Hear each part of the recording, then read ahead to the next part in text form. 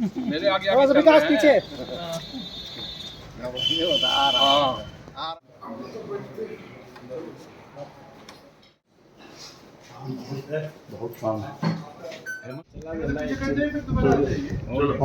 महत्वपूर्ण सूचना हम लोगों को प्राप्त हुई थी और उस महत्वपूर्ण सूचना को चुनाव आयोग तक पहुंचाना बहुत ही जरूरी था। इसलिए आज कांग्रेस झारखंड मुक्ति मोर्चा के जिलाध्यक्ष मुश्ताक आलम जी, कांग्रेस के हमारे संगठन प्रभारी अमूल नीरज कल्पो जी, मीडिया चेयरमैन सतीश पाल मुंजनी जी, हम लोगों ने तमाम लोगों ने आज चुनाव आयोग में आके यह कंप्लेंट दर्ज किया है कि गोड्डा के प्रत्याशी ने रुपये का फ्रॉड किया है अपने चुनावी घोषणा पत्र में। और वो फ्रॉड इस तरह किया है कि उन्होंने अपने चुनावी घोषणा पत्र में यह बताया है कि हमने निर्दलीय प्रत्याशी अभिषेक झा से अपनी पत्नी के नाम पर 1 करोड़ रुपया लोन लिया है, 20 लाख रुपया, 1 करोड़ 20 लाख। लेकिन अभिषेक झा जी ने, जो वहां गोड्डा के निर्दलीय प्रत्याशी के रूप में चुनावी मैदान में है, उन्होंने अपने नामांकन में इसका कोई जिक्र नहीं किया। तो ये प्रश्न उठता है कि वो 1 करोड़ 20 लाख काला था या सफेद था। अगर सफेद था तो चेक के माध्यम से पेमेंट हुआ होगा, अगर काला था तो निशिकांत दुबे जी के घर पर इसका पेमेंट हुआ होगा। तो अगर काला था तो ईडी क्यों नहीं पहुंची, और अगर सफेद था तो फिर इसका जिक्र क्यों नहीं हुआ? इसका मतलब भ्रष्टाचार है, और इसी का कंप्लेन हम लोगों ने चुनाव आयोग में किया है कि उनका नामांकन रद्द किया जाए। प्रत्याशी के नाम का जिक्र कर दिया जाए।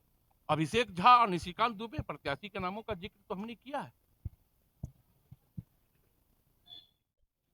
ये चुनाव आयोग को जो हम लोगों ने कंप्लेंट दायर किया है, वो अभी राकेश जी ने विस्तार पूर्वक आप लोगों को बताया कि किस तरीके से जो आकंठ डूबे हुए हैं भ्रष्टाचार में, वो दूसरे को आईना दिखाने का काम करते हैं। निशिकांत दुबे जी, जो गोड्डा से संसदीय निर्वाचन का एक अभ्यर्थी भी हैं भारतीय जनता पार्टी के, और उन्होंने किस तरीके से 1 करोड़ 20 लाख रुपये का जो घोटाला किया है, वो संज्ञान में क्यों नहीं आया ईडी और सीबीआई के, और चुनाव आयोग को हम लोग इसी का जानकारी दिए हैं और उस पर कार्रवाई की मांग किए हैं।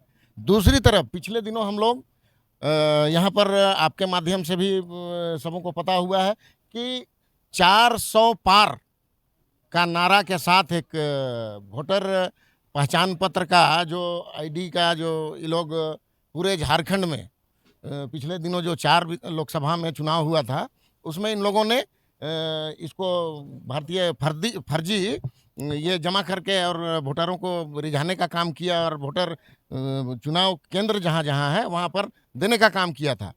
और पुनः आज भी जहाँ जहाँ मतदान हो रहे हैं उस पर फिर वही खेला लागू है। इसलिए हम लोगों ने चुनाव आयोग के माननीय आयुक्त महोदय को हमने ये इसकी सूचना भी दी है आज, और मांग की है कि पिछले दिनों हम लोगों ने दिया था, उसके आधार पर पुनः इसकी पुनरावृत्ति हो रही है, इस पर एफआईआर किया जाए और आश्वासन हमें जांच किया जाए और एफआईआर किया जाए। तो हमें आश्वासन भी मिला है और जांच शायद शुरू हो गया है और एफआईआर भी हो रहा है।